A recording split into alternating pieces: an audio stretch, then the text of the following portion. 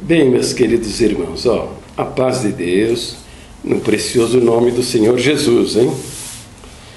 Vamos prosseguindo na análise dos erros doutrinários que são resultantes da prática de sacar um verso do seu contexto. Veja bem, não esquecendo aquilo que falamos no primeiro vídeo.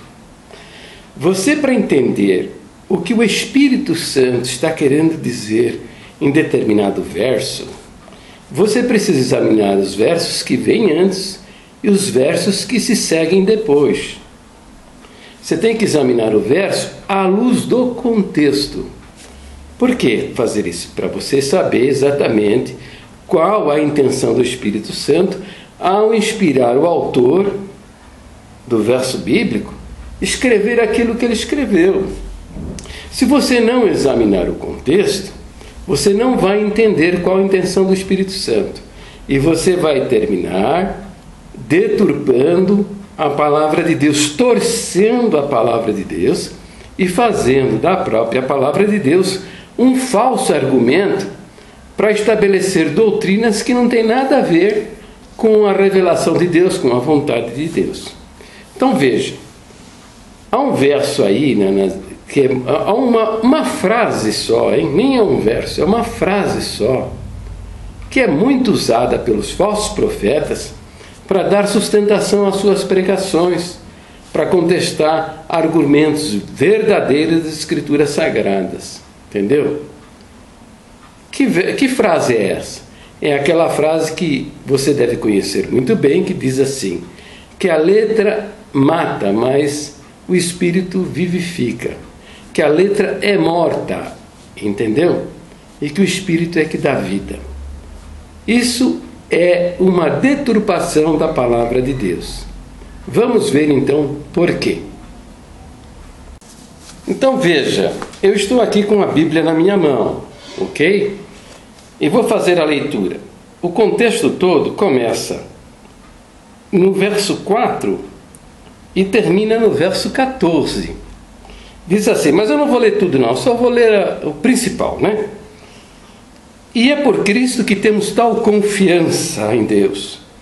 Não que sejamos capazes por nós de pensar alguma coisa, como de nós mesmos, mas a nossa capacidade vem de Deus, o qual nos fez também capazes de ser ministros de um novo testamento, não da letra, mas do Espírito, porque a letra mata e o Espírito vivifica.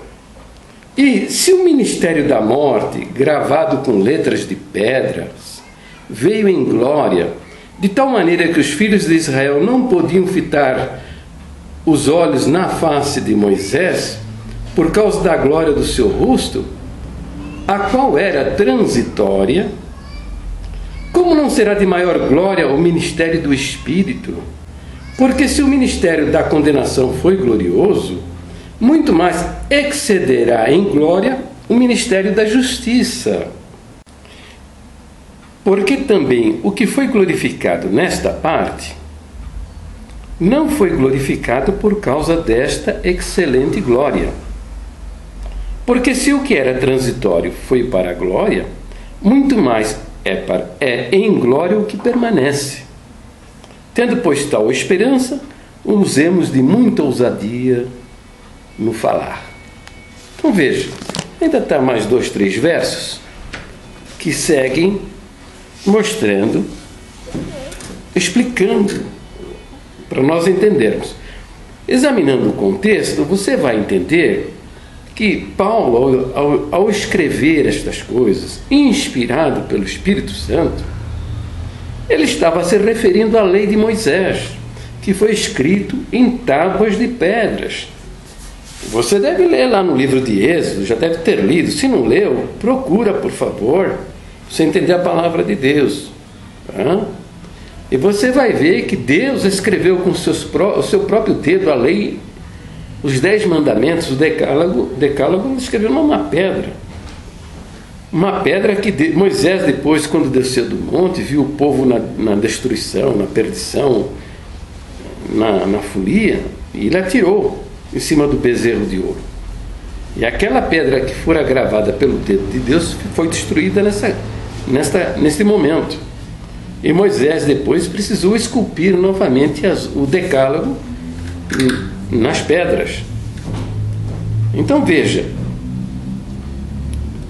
é uma comparação entre esse ministério, que era o ministério da morte, porque era o ministério da lei, e a lei somente condena, comparado com o ministério do Espírito Santo, o ministério da graça, que se iniciou em Atos capítulo 2, com o derramamento do Espírito Santo e o estabelecimento da igreja.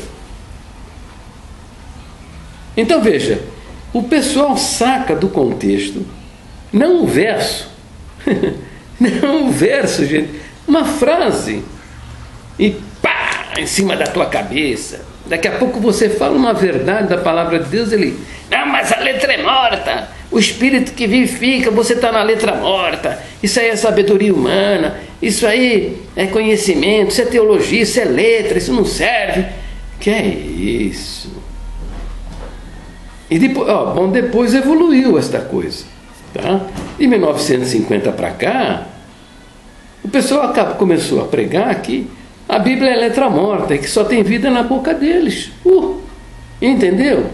Na boca deles. E a Bíblia ensina isso, que ela é letra morta? Olha, Davi fala lá nos Salmos, vivifica-me pela tua palavra. Nós lemos no Salmo 1, bem-aventurado o varão que não anda segundo o conselho dos ímpios, não se detém no caminho dos pecadores, nem se assenta na roda dos escarnecedores. Antes o seu prazer está na lei do Senhor, e na sua lei medita de dia e de noite.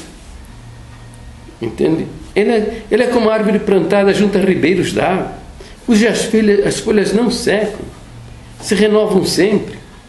Só que ensinaram você que essa palavra que está dita aí é a palavra do ancião, do pregador. Não. É a Escritura mesmo. O pregador, se ele estiver ungido por Deus e falar segundo as Escrituras, Deus vai se usar e vai abençoar, e a palavra vai operar. Mas se ele fala da sua carne, dos seus próprios pensamentos, em desacordo com as Escrituras, isso não é de Deus. Ele não está falando da parte de Deus. Nem o Espírito Santo vai apoiar uma coisa dessa. Então saiu do Espírito para entrar na carne. E agora daí para frente começa a vir outros espíritos também. Entende? Porque o Espírito de Deus jamais vai se contradizer. O Espírito nunca vai agir contra as Escrituras. O apóstolo Pedro diz que as Escrituras foram inspiradas por Deus, e diz que as Escrituras é a palavra viva e eficaz, mais poderosa do que qualquer espada de 2 gumes.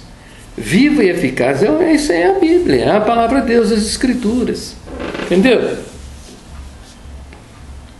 Então, não tem essa história de que a Bíblia é letra morta, que a Bíblia é a palavra de Deus. Não é a palavra de Deus. A palavra de Deus está na boca dos homens. Está na boca dos homens enquanto os homens falam conforme as Escrituras, que é a revelação inspirada do Espírito Santo. Agora, quando o camarada começa a dizer que a Bíblia não é a palavra de Deus, aí, meu amigo, o cara já pôs o pé na estrada da perdição. Daí para frente ele vai começar a criar uma porção de heresias absurdos, e aí vai perder sua alma, e não somente ele sozinho, todos aqueles que vão seguindo esses ensinamentos vão perder suas almas. Nós já vimos esse filme. A Igreja Católica Romana saiu da mão dos apóstolos, e o que aconteceu? Eles começaram a se desviar das Escrituras, do ensino que a Bíblia tem, acrescentando tradição, mais invencionices e tal, foram criando. Quando houve a reforma, o movimento de reforma, que não foi o único, ao longo dos séculos, muitos homens que conheciam o que a palavra de Deus, as Escrituras diziam, se levantaram contra esses desvios e foram rejeitados, perseguidos, mortos, etc. Lutero foi apenas o que conseguiu uma maior expressão, graças ao que? À invenção da imprensa. que popularizou a Bíblia. E as pessoas começaram a ler as Escrituras na sua própria língua. Um foi ensinando o outro, ensinando a ler, e estes foram lendo o que as Escrituras diziam, e a Bíblia, então, não pôde ficar amarrada na mão de homens desviados da palavra de Deus. Mas o que aconteceu, então? Aconteceu que a Igreja Católica, ela criou as suas tradições desviadas do ensino da palavra de Deus, né? Por quê? Porque ninguém sabia o que a Bíblia dizia. Entendeu? Agora, aqui nós, da congregação, estamos fazendo a mesma coisa. A tradição da igreja, quer dizer, esses ensinamentos que estão aí e que os anciãos estão passando já há quase 50 anos, tem mais autoridade do que a Bíblia. Vocês estão vendo aí, eu escrevo sobre a Bíblia, quebro essas doutrinas, essas heresias, essas mentiras, mostro claramente que a Bíblia não está ensinando isso, e tem um bocado de gente que não aceita nada. Por quê? Porque estão dominados, né? Dominados com falsos ensinamentos. É isso, ficam com raiva porque eu estou falando a verdade. Estou falando a verdade, estou mostrando para vocês que as nossas doutrinas originais não são essas daí. Estou mostrando a vocês que a Bíblia, nas nossas crenças originais, é a infalível palavra de Deus inspirada pelo Espírito Santo e aceita como única e perfeita guia de fé e conduta. Hoje o que nós temos? Temos que a Bíblia não é a palavra de Deus, que a Bíblia contém a palavra de Deus, portanto ela não serve como regra de fé e prática. Por quê? Porque pode ser que alguma coisa que a Bíblia está dizendo que você deve acreditar não é inspirada por Deus, foi o homem que inspirou. Alguma coisa que a Bíblia diga que você deve fazer não tem inspiração divina. Por quê? Então você não deve fazer, porque pode ser que o homem que escreveu. Então isso está errado, está fora da palavra de Deus. A Bíblia é a palavra de Deus.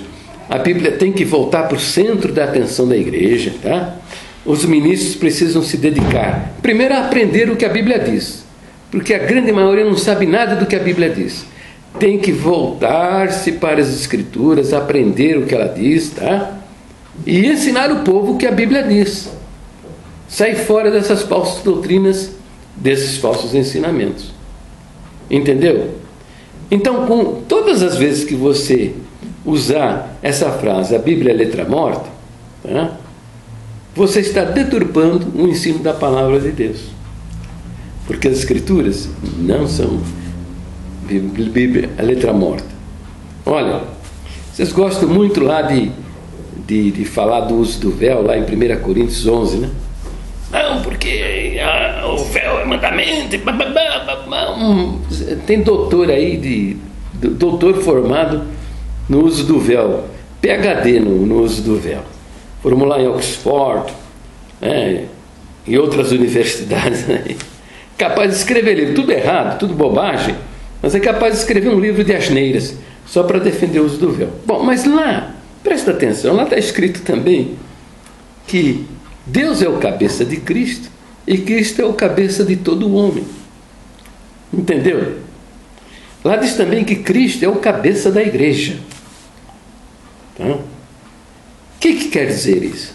Quer dizer que nós temos que prestar atenção no que o Senhor Jesus ensinou, prestar atenção naquilo que Ele fez. Procura aí no Novo Testamento, veja se tem alguma palavra, alguma citação do Senhor Jesus, onde Ele desqualifica as Escrituras como a infalível palavra de Deus. Pelo contrário, Ele disse lá que as Escrituras não podem falhar. Entendeu? Veja se algum dos apóstolos disse em alguma oportunidade que a Bíblia não é a infalível palavra de Deus. Todos eles fizeram citações da Bíblia, do Velho Testamento, citações reafirmando a inspiração divina. Entendeu? Então, filho, faz o seguinte, ó. Faz de conta que esse chapeuzinho, esse bonezinho aqui é Cristo, tá? Você está aí pondo na cabeça. Quem está fazendo a sua cabeça é a palavra do ancião. Só que ela está fora, viu? Está fora do ensino das Escrituras. Então faz o seguinte, ó. Faça de Cristo a tua cabeça. Tudo que você se apresentar diante de você, você analisa primeiro com as palavras de Jesus Cristo.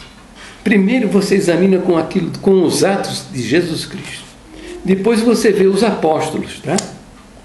Entendeu? Se o ensino que você está recebendo, seja de ancião, diácono, cooperador, de um outro irmão, confere primeiro com as palavras de Jesus Cristo, porque Paulo disse, ninguém pode pôr outro fundamento, né, além do que está posto, que é Jesus Cristo.